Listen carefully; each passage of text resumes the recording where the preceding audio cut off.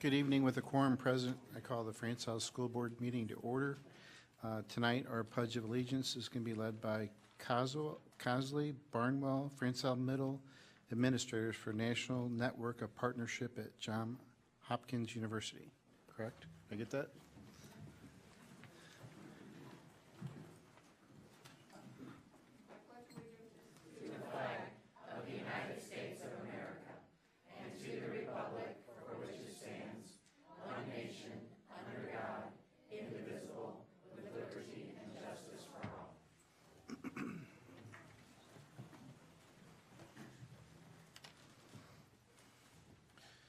Board will entertain a motion to approve the agenda as submitted. So moved. Second. Motion by Mr. Summers, second by Mr. Lang. Is there any discussion? Hearing none by roll call. Ms. Ferguson? Aye. Aye. Aye. Aye. Aye. Motion carries 7-0. Recognitions. Thank you, Mr. Lovato. First up, Dr. Dave Wedlock and our October honorary student representative, Leah Amos. Good evening. I have the pleasure of introducing tonight's Student School Board Representative, Leah Amos. We are fortunate to have Leah's parents, I believe, Robin and Randy Carpenter. Are they here? They're on their way, we know, so they'll be here soon. And of course, we appreciate their efforts to lead and guide Leah into the wonderfully successful person she is today. So, to introduce her, I decided to pick some adjectives. Now, if you English people, some of them are nouns, but we're going to be okay. I asked her to describe herself, and she said she's a relentless learner. I love that word because it's so true. She has a PSAT score that put her in the top 3% in the nation. So that's top 3% of 1.6 million students. Of course, she has a 4.76 GPA. She's taken 5 AP classes, 2 honors classes. Her current goal is to be a biomedical engineer through the University of Rolla and possibly a neurosurgeon. She is interested in performing Alzheimer's disease research. Obviously, she's very talented outside the classroom. She's in 8 clubs that I know of. That includes track, National Honor Society, math club, chemistry club. But more importantly, one of the reasons that we selected her beyond her brilliance is she's also a leader. Over the summer, she participated in a YWCA summer experience that included 6 full days of training. It basically was a little incubator where they put some teenagers in a room for 6 days, trained them, watched them, evaluated them, and at the end of that, they picked the best person to receive the Empowering Young Women Scholarship. And that, of course, is Miss Amos. In addition to her obvious leadership, she's also very courageous. As part of this YWCA position, she's the only teenager on a 12-member adult governing board who's going to design and implement domestic and sexual abuse training for young people, so they know what it is, what to look for, and what actions to take if it comes into their lives, which I think is just awesome to have that focus already at a young age. And finally, she is also gregarious, which I had to look up today means she's very socially skilled. She's obviously a wonderful student, but the cool thing to know about Leah is she loves Peyton Manning. And as she told me today, she loved him even through his lean, rough years. So, but the reason she loves him is because of all his charitable work in the communities that he has played in as an NFL quarterback. And the best part is that she grew to love him through watching football with her grandfather and listening to him tell stories about his football hero. So as a principal, I'm very proud to share the high school experiences with Leah and introduce her tonight as the Student School Board Representative.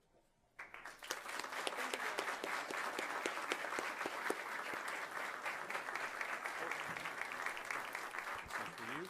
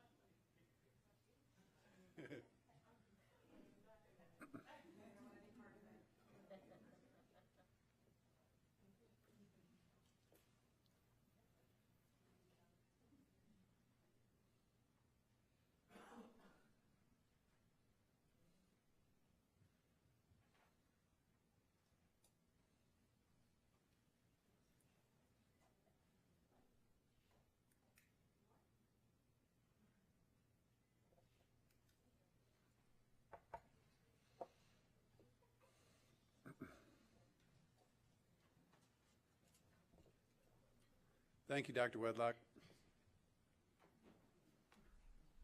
Francis Howell North High School journalism student Anthony Christensen was named a 2016 Robert F. Kennedy Journalism Award winner. This is one of the most prestigious awards given to high school journalists. Christensen was presented his award earlier this year in Washington, D.C. at a ceremony at the Newseum with Ethel Kennedy, the widow of RFK. Anthony, why don't you come on up here and show us that handsome piece of hardware you got there. That is an impressive trophy. Christensen was presented his award in the high school print category for a story he wrote entitled, What One Family Can Never Forget. The piece tells the story of a high-achieving student and his family as they searched for refuge in war-torn Bosnia and Herzegovina in 1990s. The family shared how they fled their homes in hope of finding safety wherever they could, starting in their small village, ending up eventually in St. Louis. Christensen is part of an outstanding team of journalists at Francis Howell North. They have a wonderful reputation, and he's the 4th recipient of this national honor, who is a Knight. Other honorees in the 3 student and 9 professional categories ranged from the Los Angeles Times to NPR News, so he was in great company. It was a rarefied air. The Robert F. Kennedy Journalism Award winner, Anthony Christensen.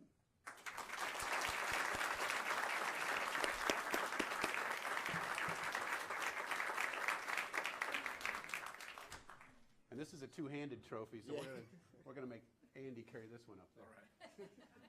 Don't drop that, whatever you do.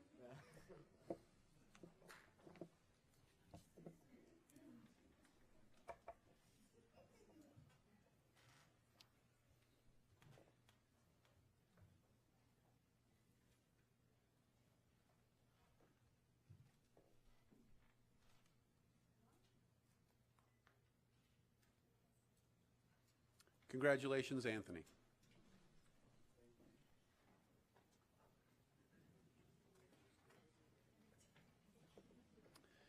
Three different Francis Howell School District schools have been recognized this year by the National Network of Partnership Schools, our NNPS, at Johns Hopkins University. The schools were honored for making excellent progress in strengthening and sustaining a comprehensive program of school, family, and community partnerships. The first was Francis Howell Middle School. Ted, come on, bring your whole crew on up here.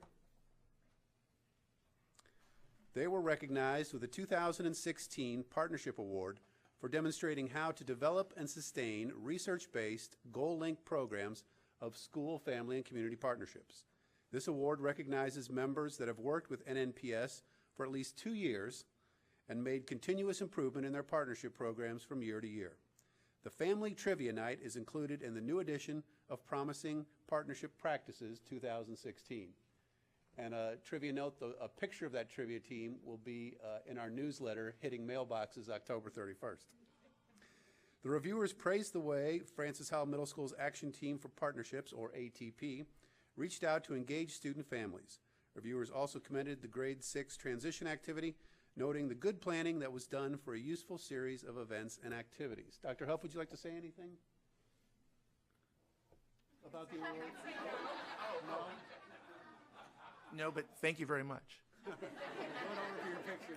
Coming over for your picture.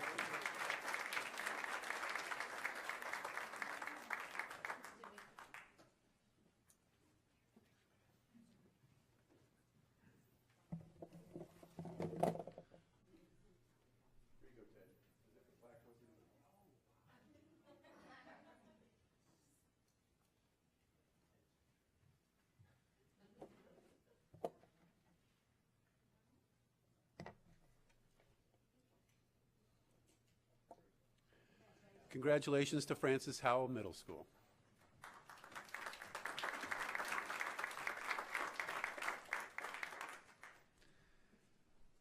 Barnwell Middle School was recognized with a 2016 Promising Practice for their robotics program and the process they use to identify and support parent coaches for each team. Dave, you want to bring your team on up? Principal Dave Eckhoff raved about how parent volunteers are the true catalyst for the robotics teams. Because of these parent volunteers, Barnwell is able to field 6 to 7 teams each year. At Barnwell Middle, they know that their school is a hub of the community, and getting their families involved in the education of students is vital. Dave, I'll give you the same opportunity. Would you like to say something about your efforts? Thank you. First of all, I'd like to thank our wonderful coaches. It's been a huge growing process from 1 team to 7 teams, and parents have just been key in that. And also, I'd like to add that I do know what gregarious means. All right, come on over for your picture.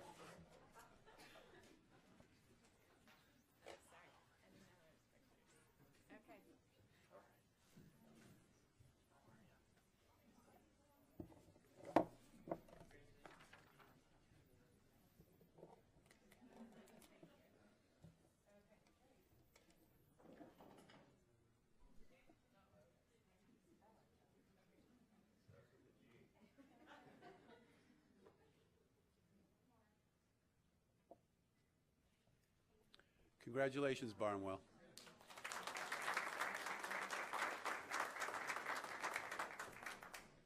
And finally, NNPS recognized Causley's parent and community involvement efforts with the 2016 Promising Practice for their Tech Fest and Wellness Fair. Bridget, you want to bring your team on up? They commended the Tech Fest for giving students important leadership roles and the connections and communications that were required in planning and conducting the activity.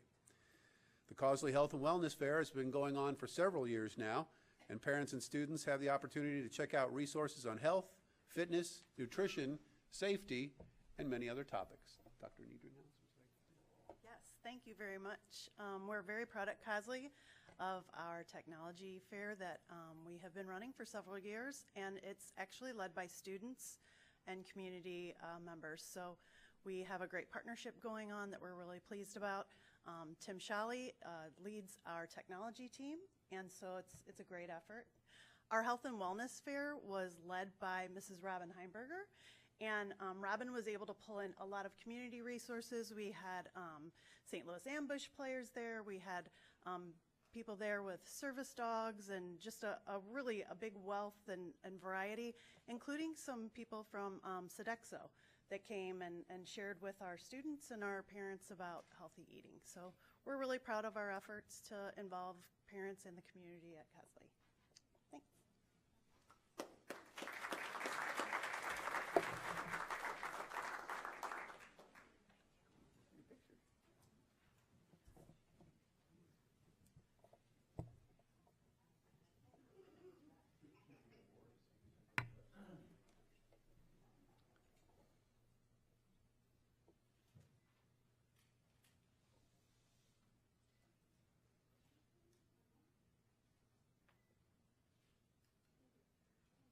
Congratulations to Causley Elementary.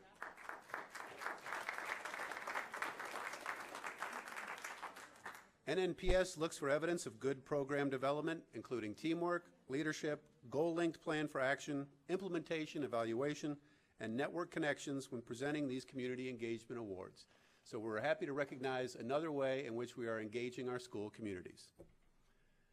Thank you, Mr. Lafata.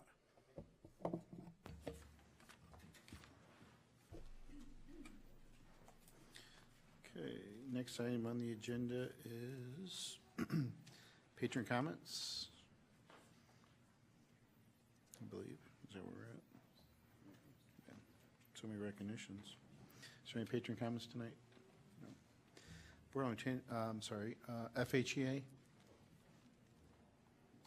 FISPA, SAA. Okay. Board will entertain a motion to approve the patron comment report. Second. Motion by Ms. Cope, second by Mr. Summer. Is there any discussion? Hearing none, by roll call. Mr. Lang? Aye. Aye. Aye. Aye. Motion carries 7-0. Board will entertain a motion to approve the consent agenda as submitted. So moved.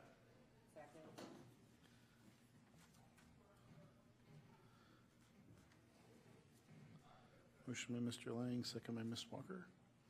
I had one question, if I could ask it during this period of time without pulling it out. It's not an item I want to take out for a vote, but if it's the board's pleasure, it's okay to do that? You're the president.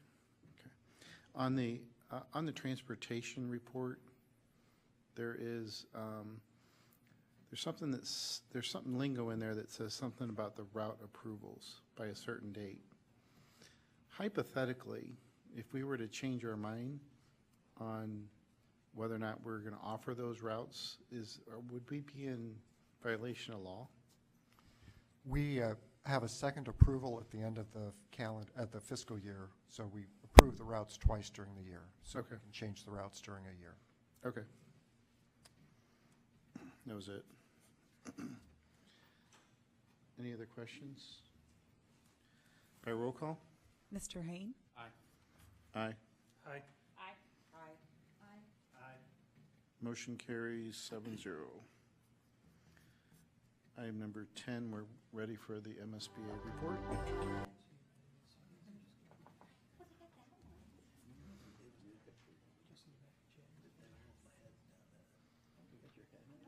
On your phone.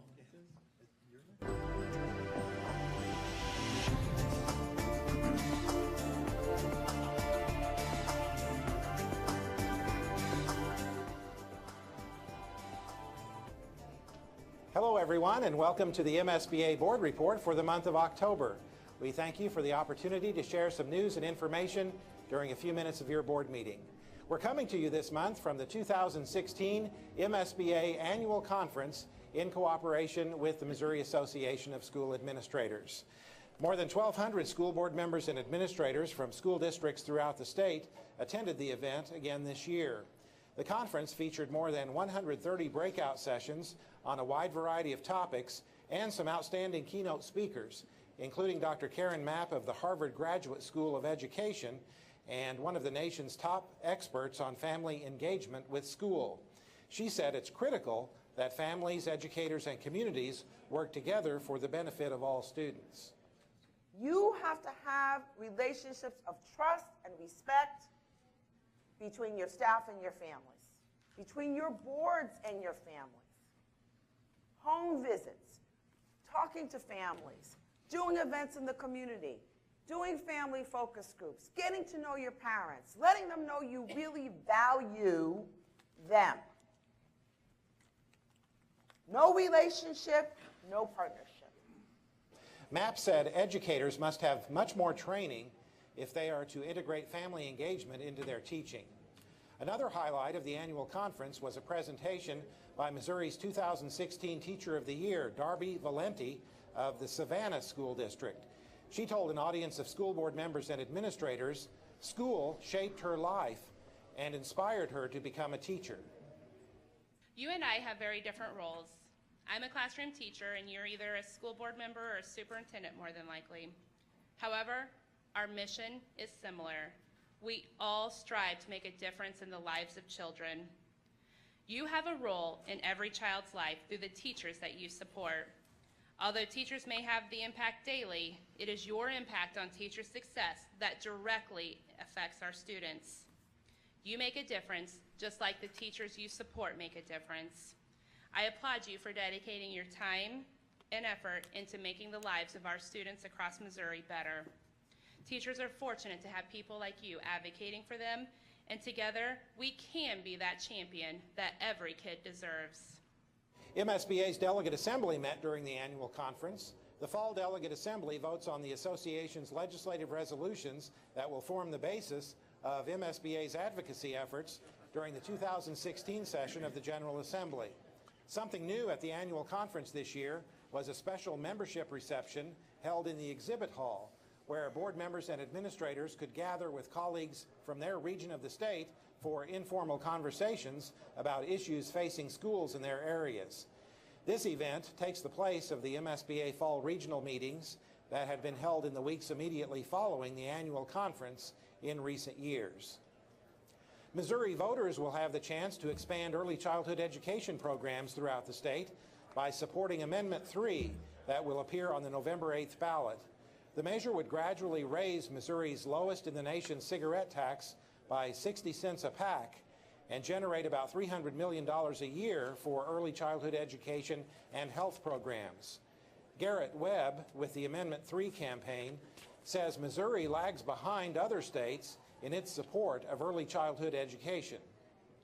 Missouri, as I think you're well aware, ranks almost at the bottom in terms of how many of our 4-year-olds have access to early childhood. In fact, only 3% have access to state-funded early childhood. When you compare that to the states around us and the national average, that's far below where we need to be to create a competitive workforce and to really serve our families well. The benefits of early childhood education have been well documented in numerous studies. MSBA strongly supports Amendment 3 on the November ballot. That's it for this month's edition of the MSBA Board Report. Thanks for allowing us to have some time at your board meeting, and so long from the Lake of the Ozarks.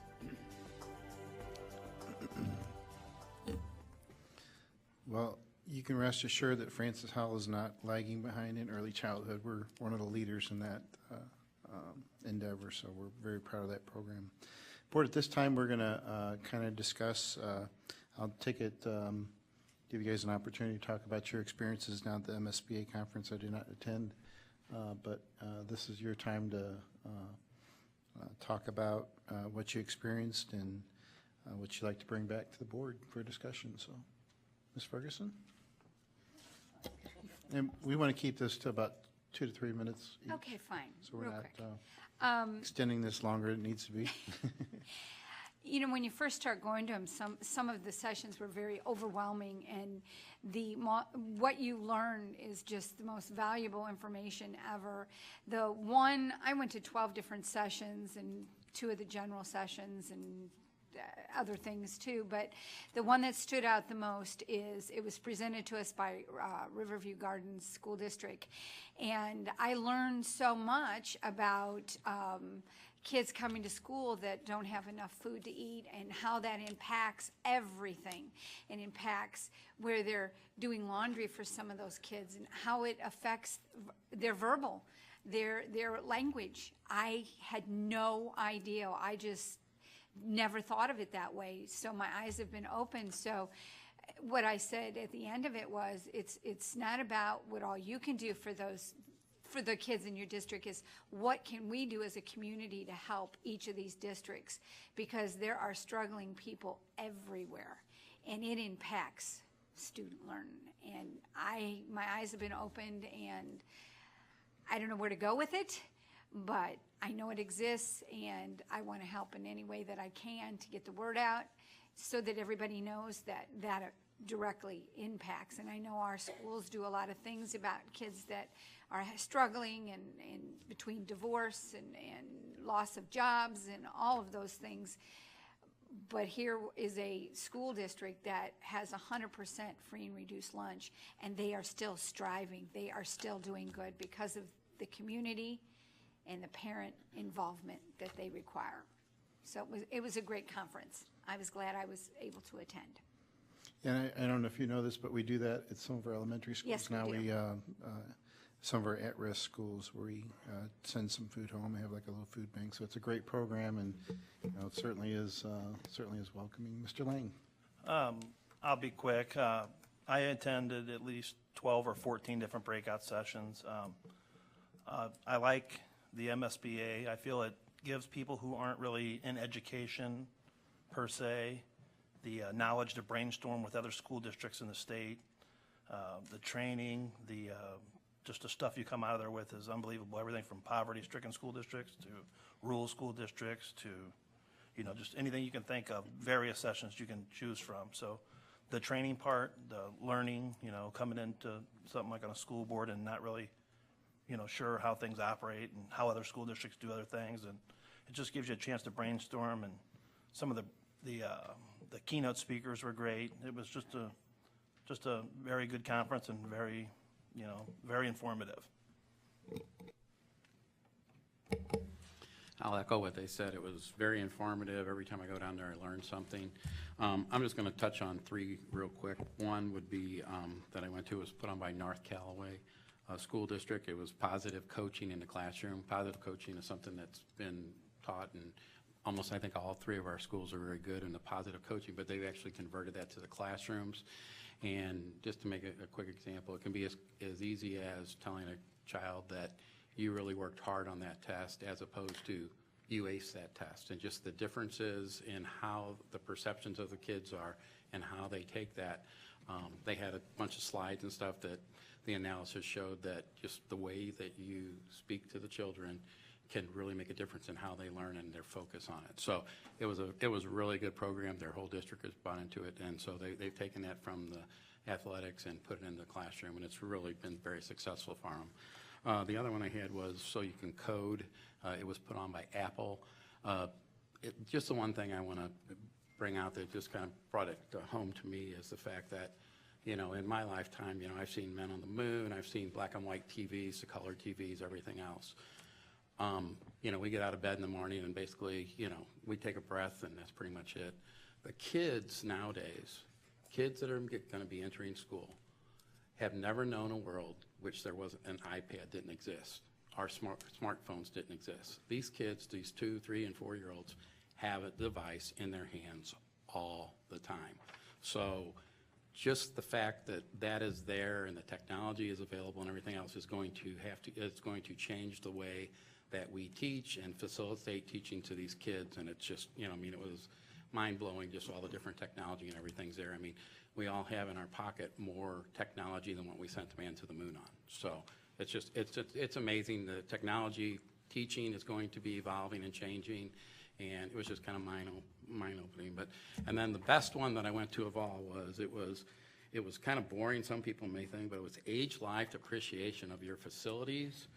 And it also was a weighted analysis of your district needs and wants. So basically it was a program that showed you that you break down all your buildings so that you know what is failing, what is not failing, and so you know what your needs are going to be over the coming future, if you're going to have a surplus of roofs that are going to be failing and different things. And then also for your large-term capital projects, you did a weighted analysis of these. And I want to commend Jeremy Bettler. He did a great job, and that was he presented that there, and he did a great job, and everybody was really interested in it. We're going to have a lot of feedback, and a lot of schools in the state are going to pick up on the age life and the weighted analysis for how to do bond issue items and different things like that. So I want to thank him for presenting that and making us all look great. Thanks. So we got a built-in pro. Mr. Summer. When I was attending MSBA, I tried to see if I could focus on attending ones that dealt with students. For example, I went to one that had a session on student advisors at the Board of Representative meetings and kind of looked at how other school districts are doing that compared to what we're doing. But the one that really caught my eye was a presentation put on by our neighboring school district, Orchard Farm.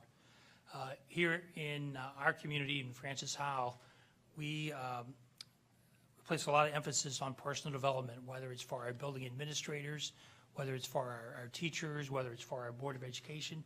But just last year, they started something in which they have student personal development.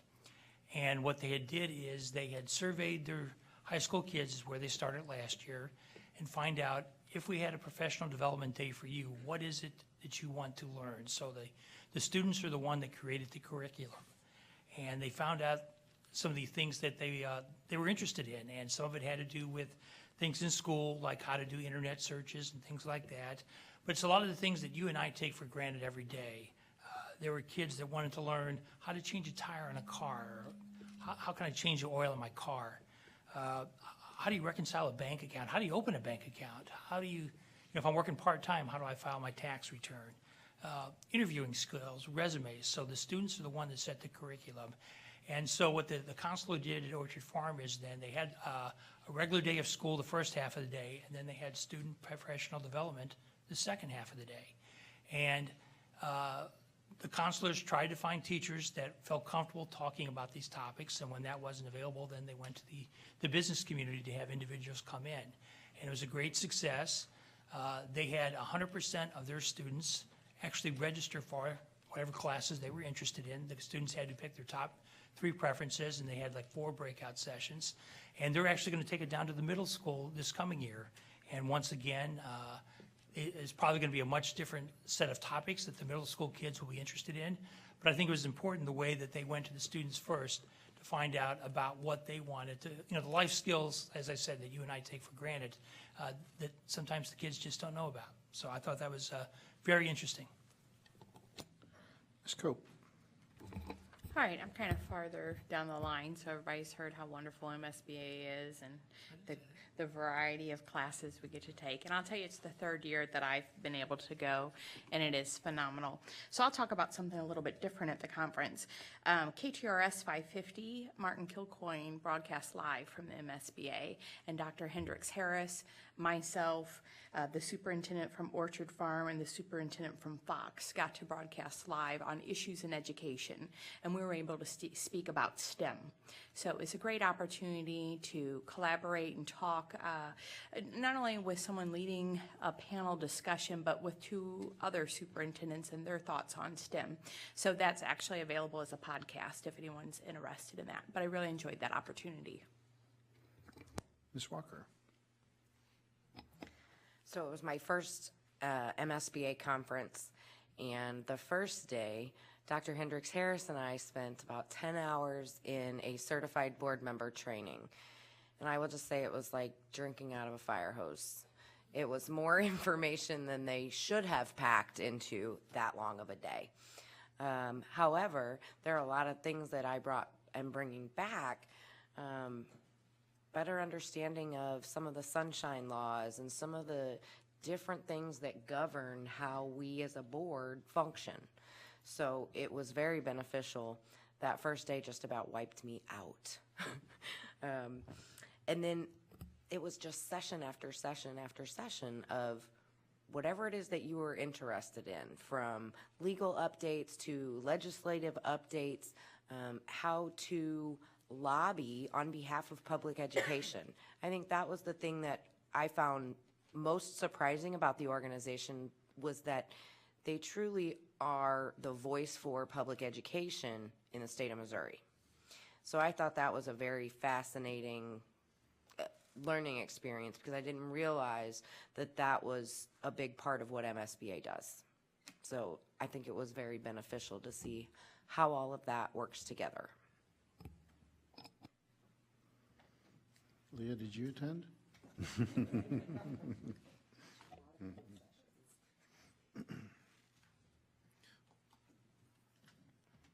I didn't attend.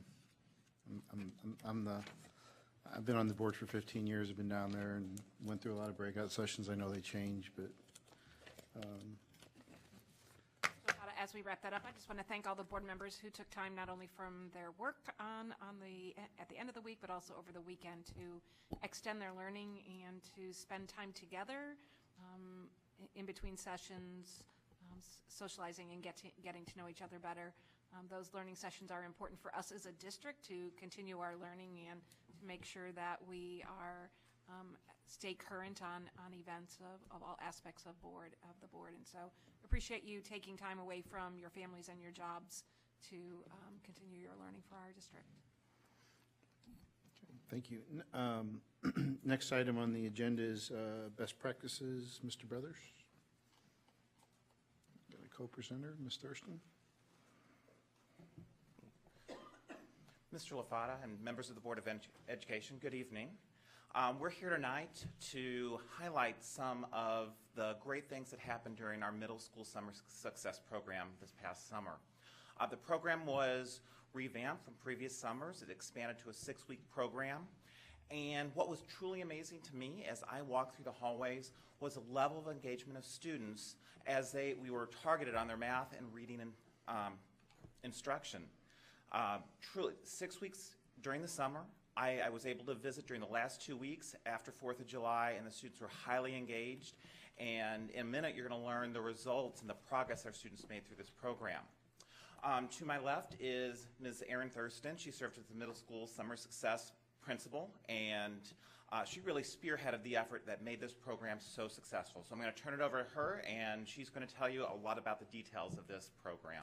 Thank you. Okay, hi, good evening. Okay, as Mr. Brother said, this past year we kind of revamped summer school in an effort to better support student learning and improve reading and math skills. So specifically, the middle school summer school academy had its own location and was not part of the high school. Additionally, the main shift was from credit recovery courses to core intervention in reading and math. To that end, our main 2 courses were Read 180 and Math 180. Math 180 was brand new to the district and targets skill deficits and customizes instruction that will better prepare students for Algebra 1. While we have previously offered Read 180 during summer school, this was the first year ever in which any students were able to graduate out of Read 180 or Math 180. This is due to the new Summer Academy schedule, which runs 6 weeks instead of 3 weeks, in order to make it possible for students to pre-assessment and post-assessment data to show growth over time for graduation. The Summer Academy provided the opportunity for students to not only get intervention in reading and math, but also experience an elective of their choice.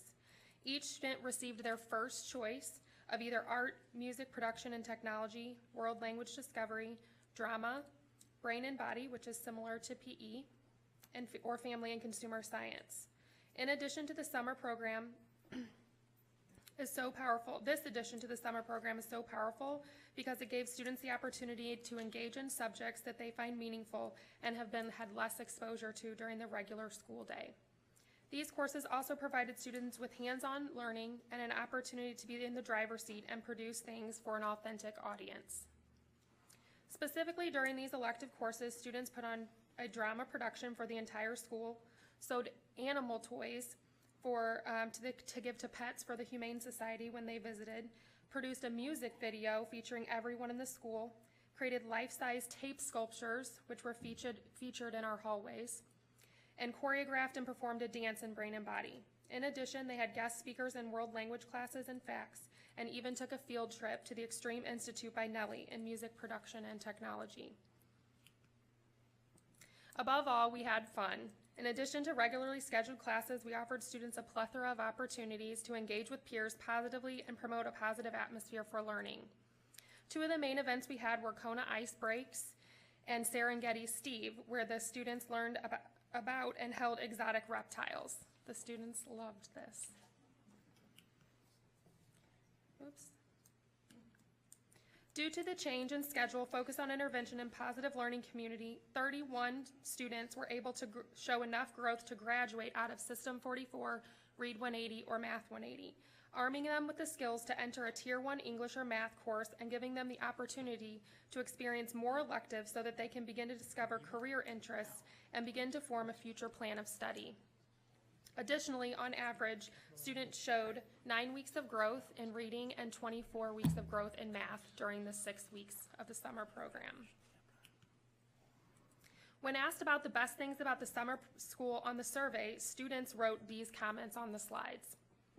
When asked what we could do to improve summer school, one student responded, "Nothing really, but I do love summer school." Based on the parent, teacher, and student survey results, I would say the Middle School Summer Academy was a success. All the parents felt that their child benefited educationally.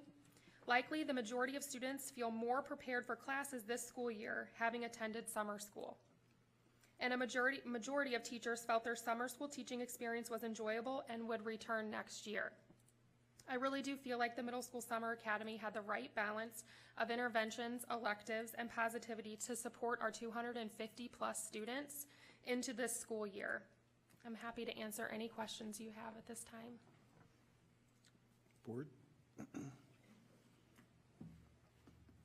Leah? Any questions?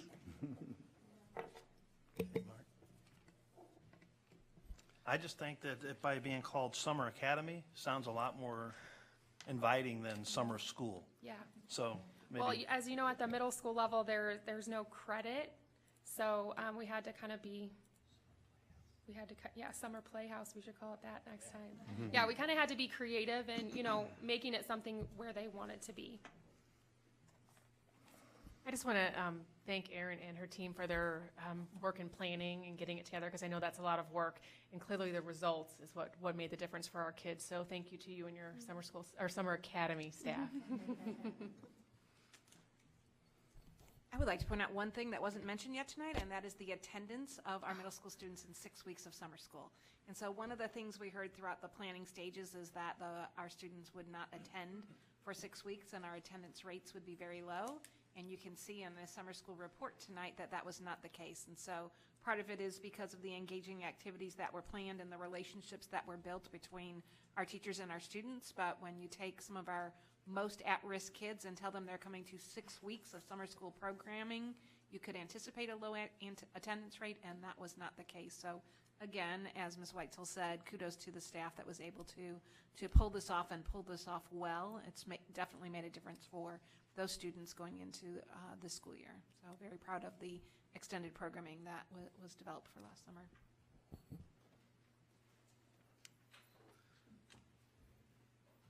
Thank you. Thank you.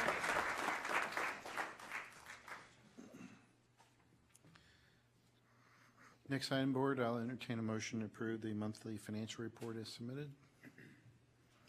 So moved. Second. Motion by Mr. Lang, second by Mr. Summer. I apologize, Kevin, I got a couple questions. I didn't get a chance to, I went through the stuff today, so I'm going to take this time if you don't mind. On the Normandy funding, it looks like they're behind. Is just a change in how they do things or submitting, or what's? Well, these statements cover up until September 30th, so it probably is a timing issue with the board meetings at Normandy. So I did receive notice just today that we did receive our first tuition payment from Normandy. So I think we're getting in this cycle now. Okay. We will have, that would have been the payment for the August, and the September bill has already been issued. So I imagine that it will be probably paid this month, and so I think we're getting into a regular cycle. Okay. On the tuition-based programs, the expenditures seem to be running with revenues, but we projected to be over 600,000 for the year. Is this a timing issue on expenditures, or? There's a little bit of variability in the program because parents don't always pay in equal increments. Depends upon what program they choose, and some will pay on a week-by-week basis, and some pay on a monthly basis, and so there's a little bit of variability in the revenue. The expenditures, of course, are dependent between vacation station and preschool, less so with preschool, but with vacation station, the enrollment drives the amount of staffing that we need. So we always budget based on full staffing of all of the sections, and we don't always have full student attendance or full student registration in all of the sections. So as we work through the year, there's a little bit of variability in the expenditure side as that student registration or enrollment fluctuates. So we're not off budget at all. It just looks like we are. Yeah, it's a little early in the fiscal year to completely say. I look at that budget and look at the variances, so Sure. I'm a numbers guy. The other question I had was on the fund balance. It looks like we're going to need to do tax anticipation notes this year. Is that possible, or is it too early to tell? We've been tracking our cash flow, and I'm very hopeful that we won't have to do TANs this year. We dropped, our reserve dropped less than we thought that it would based on the budget for last year. So we actually began this fiscal year with more revenue than we thought we were going to have, more reserves than we thought we were going to have. So I think that we're going to be able to cash flow this year. Okay. It would be a little bit close. But okay. We have some tools that we can use. Some of our larger payments to some of our vendors, like maybe Sodexo or First Student, we can hold those checks until after December 15th, so we can help, manage our cash flow a little bit internally if we need to do that. Okay. Peter, pay Paul. And then on the Prop C adjustments, how does that affect Francis Howell on the basic formula? Hate to put you on the spot. I just no, that's okay. The deputy commissioner has given us some information so far. So the withholdings from the formula have not been factored into the SAT yet. So last month's financial statements still showed $6,010 SAT. This month's payment to, September's payment to the school districts was based on a higher SAT, and that happened, then the governor's withholdings came after that. So I imagine, and the deputy commissioner indicated, that they will be adjusting the SAT as we go forward. So if you look at DESE's estimated payment to Francis Howell for this fiscal year right now, because that SAT has been increased, it would indicate that we're going to receive more state revenue than what is in our budget. But I believe that by the time the governor's withholdings are factored in, that SAT is adjusted, we're probably going to be right on track with what we budgeted. So I think we were conservative in our budgeting of state revenue, so I don't think his withholdings are going to impact us based on our budget. In terms of the Prop C withholding is relatively small in total, so I don't know that it'll have much of an impact statewide. And sales tax revenue appears to be one of the brighter spots in the state's revenue picture right now. And then the final piece would be the withholding for transportation. And we just received word, I think earlier this week, that they estimate that that would be about a 5.1% reduction for school districts. And of course, that is an estimate right now because it's not really till November that they do live transportation payments, just because it takes a while to get the information that they need to do those calculations. So we've been paid on an estimated basis, but we can anticipate that withholding on transportation, which was the larger of the three pieces, will probably account for about a 5% reduction in the transportation reimbursement. Which, so just so the general public knows, we are going to experience another loss in state aid or potential state aid on transportation. And I went back and I looked, did a little research, and the state used to fund $162 million. That was their budgeted line item back in 2005 for transportation, and today that number sits at 105. So it's been a complete flip on what the state provides for transportation, which increases our cost as local taxpayers to get students to school. So our cost is approximately $10 million, and the state reimburses us a little bit more than $2 million. And it used to be a whole lot more. So it's significant because it seems to be a line item they just seem to adjust quite frequently, because they know that it doesn't affect education, but then it becomes our responsibility to get kids to school. So, Mr. LaFotte, if you don't mind, I will just tag on to that because I do think it's an important point. We hear a lot of rhetoric about the full funding of the foundation formula, and we appreciate all the efforts that the General Assembly and the governor put forth to see that that happens.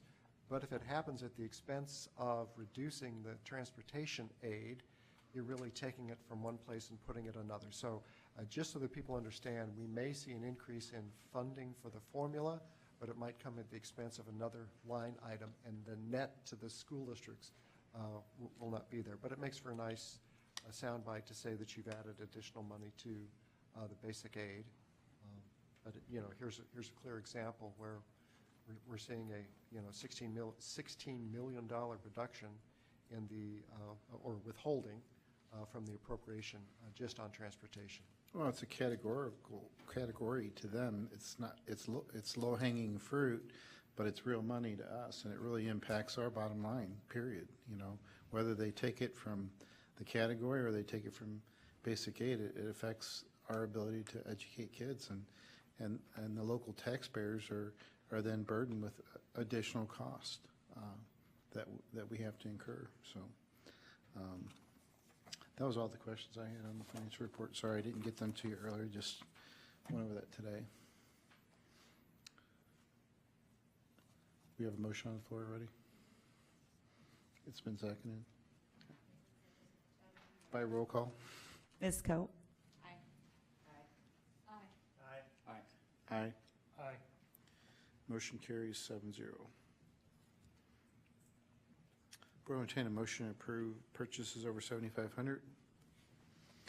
as submitted. Motion by Mr. Summer, second by Ms. Walker. I got one question. I noticed in the purchases over 7,500 that there's a Read 180 renewal for the, I guess, maintenance for the system or the program. I'm curious as to why that renewal period is October to October and not August to August, start of school.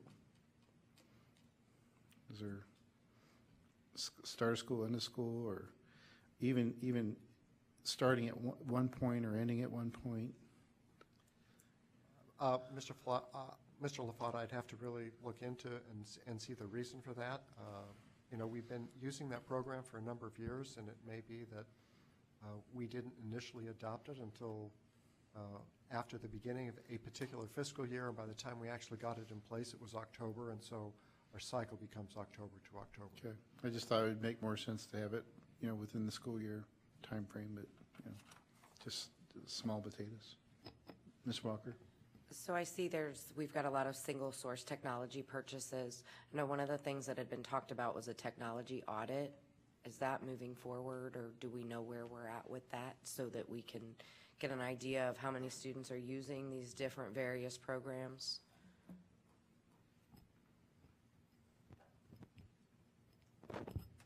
I think you're talking about not necessarily an audit of our devices, but our audit of our subscriptions and things like that. So what's going on in our classrooms, and that is something that we do work on annually. Some subscriptions more than others, and so we usually do that towards the end of the year when those subscriptions come up. And so, yes, that is looking at usage is something that we do annually, and especially around budget time. And I can add that while it's not reflected here because it's not one of the items that's being approved this evening, but for example, our expenditure for Study Island, which is one of those technology subscriptions, has been reduced in recent years as people have either shifted to other resources or we've determined that the utilization in particular places was not where we needed it to be in order to continue that expenditure. So we do take a look at utilization and adjust our expenditures accordingly. So my next question is about the worksite clinic feasibility study. My concern is with the timing of this.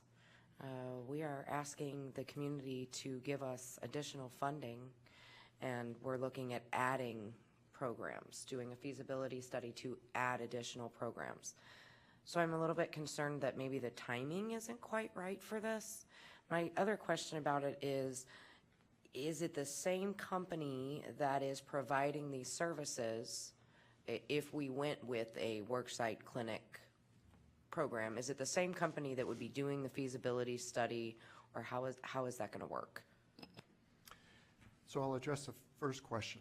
We had a work session on the worksite clinics, and the goal of moving forward at this point is that we would be able to begin to do the groundwork so that if the study showed there was a benefit for us to do it, it could potentially be implemented with the October 1, 2017 plan year. And so I shared this information with a patron who had pretty much a similar question. While it might, I wouldn't characterize it as the addition of a program. It is another tool that we can use to drive down our healthcare costs. So if we're going to, I don't want anybody to characterize this as we're adding some other benefit. We're trying to redirect our healthcare in a way that not only provides us a more cost-efficient means of delivering healthcare, but provides better care for our plan members. So some of the information that was shared in the work session is that QT, who has done this work, they've been able to save just on office visits, just taking a look at the office visit piece of it, over $1 million a year. So healthcare continues to be a rapidly increasing portion of our budget, and anything that we can do to help moderate the increases in healthcare, I think will be a benefit for the district. So it's not the addition of a program We're exploring how we can reduce the cost of our health care overall, and we believe that this is one way that we can do it, and the feasibility study will give us the data that we need to verify that. So I don't see it as the addition of a program. It's just another tool for us to drive down our health care costs. And Mercer, the selected vendor for the feasibility study, would not be a contender for providing work site clinic. So their work is, they are consultants in the insurance business, but they are not health care providers.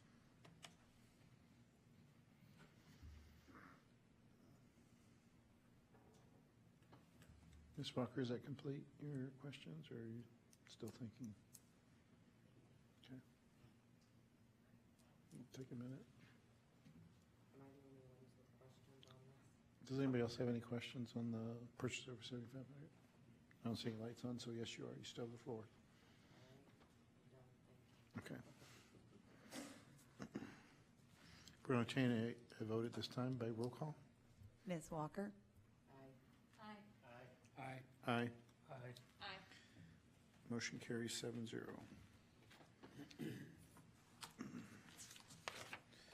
Next item on the agenda is the insurance update. Mr. Summer? Mr. Supple? Did I say Mr. Summer? Sorry about that. You want to provide the insurance update? Any questions? Thank you, Mr. LaFata. I guess just the one thing, and kind of tangential to what our conversation just was, I shared as part of the insurance update that of the top 10 indicators, so the top 10 conditions that are driving about 2/3 of our cost, the largest trend increase we're seeing is in diabetes. And so to the point that we discussed previously, having a system set up, be it in this case potentially a worksite clinic, that can have a positive impact on the adherence to treatment protocols for people who have diabetes, that'll help keep our costs down. So this is indication that a chronic condition that is manageable and treatable, but that has low adherence, generally speaking, not everybody is adherent to their treatment. We believe that one methodology that we can use to help impact that would be to have a different way to deliver the care for chronic conditions like diabetes. And so I think we can do that through a worksite clinic. And so as you can see, the trend for our cost for treating diabetes far exceeded the others at 66.2%. So we really need to focus on things like that. And so it was interesting to see actual data from our plan, and that to compare that, as you can see in the on page 3 of that report at the bottom at the bottom, that Express Scripts is developing a plan to help patients become more adherent. But as you can see here, almost 44% of patients are non-adherent with their treatment plans. So high cost to treat, high incidence because it's one of our top 10 indications, and a low adherence rate, that's kind of a recipe for high costs. And so whatever we can do to move one of those levers would be helpful for us. And so just some of the things that we're tracking to try to help manage our costs as best we can.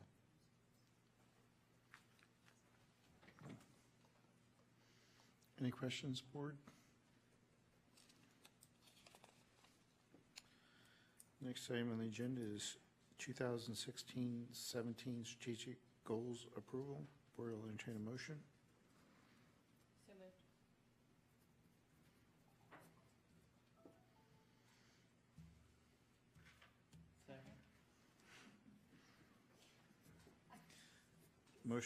Motion by Ms. Cope, second by Mr. Lang. Ms. Mary Hendricks. So we would submit to you tonight the 2016-2017 strategic goals. These are goals that have the new data from last school year taken into consideration and have been reset for the school year.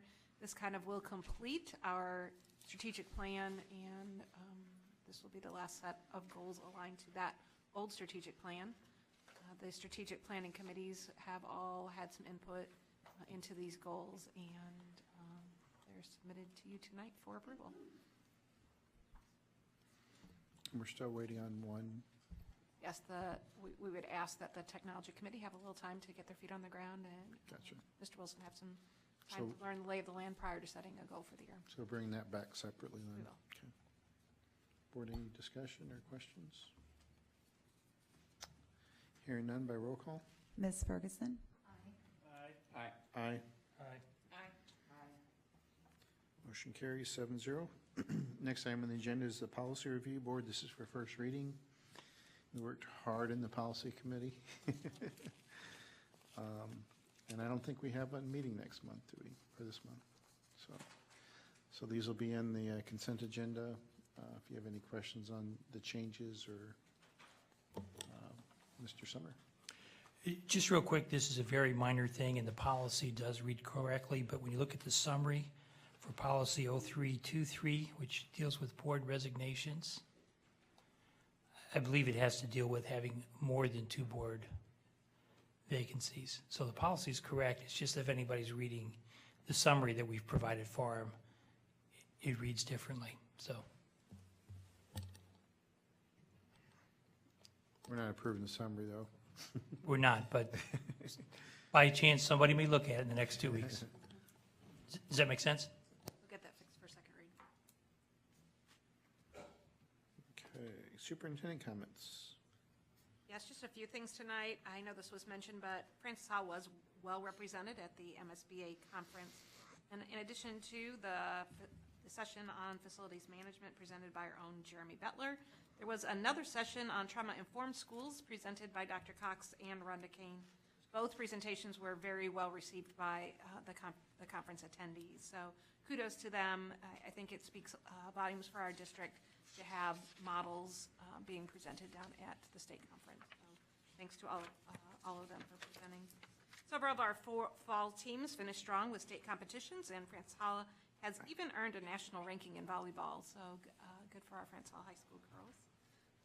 This evening, Heather Tomachik was here, and she has been named the Delma Johnson Outstanding Educator of Gifted Award winner. This is quite an honor across the state, and if you know Heather, you know she is very passionate about her work, and we are very lucky to have her as one of Francis Howell's own. Something else that has occurred since our last board meeting has been the Leadership Summit, which was hosted at Francis Howell North and led by students from all 3 high schools. That occurred over fall break. Jim Powers from the high school sports caravan discussed the appropriate use of social media. Todd Zell, the executive director from Misha, presented on Why We Play. And students created their own Why We Play statements, which you may have seen on Twitter. Students also participated in multiple team building activities. And again, we are proud to have students who took time from their break to develop leadership skills. We are happy to have them developing those skills for not only the future of their teams, but the future of our community. So very proud to have that day at Francis Howell North.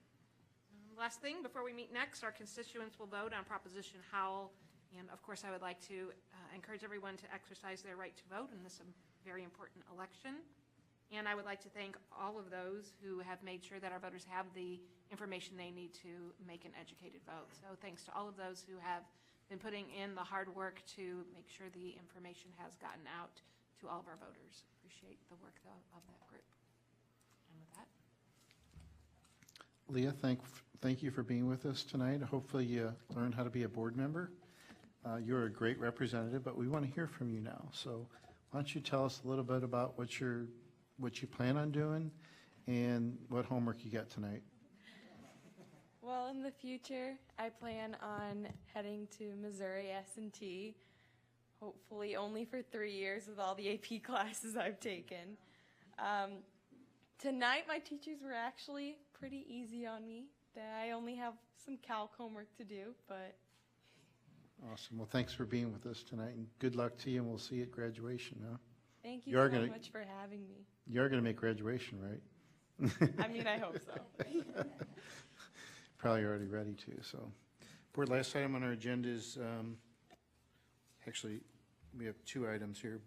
Board of Education request.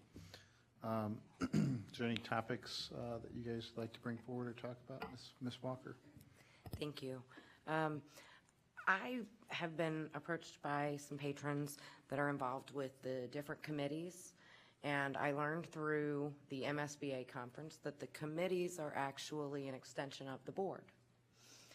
And there are some concerns, frustrations that the committee members may not have as much input as they would like to have. I personally know how that feels because for 5 years I struggled with that on the communications committee. And so I was just curious if anybody would be open to the idea of maybe a work session to talk about how our communication, how all of the different committees that are reporting back to us, how are they structured? What kind of input are the different stakeholders that are a part of these committees? What is the input and the impact that they're actually having? I would like for us to have some discussion on that. We can do that. I think we have a process in place on how the committees are set up annually, and we have, certain numbers of participants at each, on each committee, and board representatives and whatnot. So there is a community process that we go through, and but I mean, what kind of changes we can, if you would like to just have a work session, we can do that, certainly. I just think it'd be beneficial. The comments that I have heard are that it's more presentations to the committees than actual input being sought from the committee members. And so I just thought it would be valuable for us to talk about, because that is the community piece that they're there for our benefit. So I want to make sure that everybody's being heard. That's cool. So I would certainly support the conversation, maybe as a working session, but I think it would be valuable for us to give that a little bit more time. So we have almost a brand new cabinet, which is leading most of those organization or those strategic teams along with a board member, and with it only being October, they've only had 1 or 2 meetings. So I would expect the first meeting to be primarily presentation. Here's where we're at, this is what the district's about, this is what the team is about. So they've maybe have only had a second meeting since then. So respect the perception. I think we need to get a little bit further into this year to get a true sense of where we're at with those committees. That's just my experience. Mr. Haynes? Yeah, and I think I respect Ms. Cope's opinion on that we have a new cabinet, but I think what I heard Ms. Walker say is that this is something that's been going on for a number of years, so it's not just a one-year thing. But I think that that's something that we can incorporate into. We will be very shortly working on our next 5-year strategic plan, and the committees are a very integral part of that. So I think that's something we can incorporate into that process and bring it up at that time. I think would work very well at that point in time. Yeah, because we're going to have a separate work session just for strategic planning, and that'll be after November 8th, right? Okay. The one thing I'd like to, don't ever want to bring these types of things up, but I feel like I need to, and kind of let the board know what I'm thinking is I think we need to start planning in the event we don't pass our tax increase. I know it's not something we want, but I know that we have to have some discussion in the event that does not take place. So we have financial planning as a workshop in November. Okay.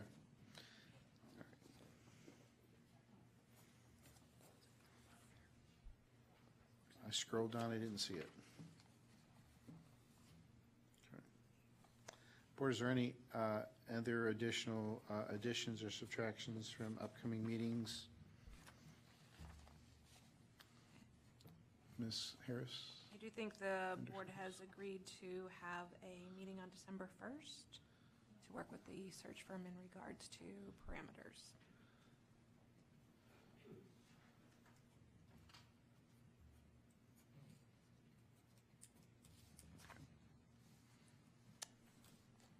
Anything else?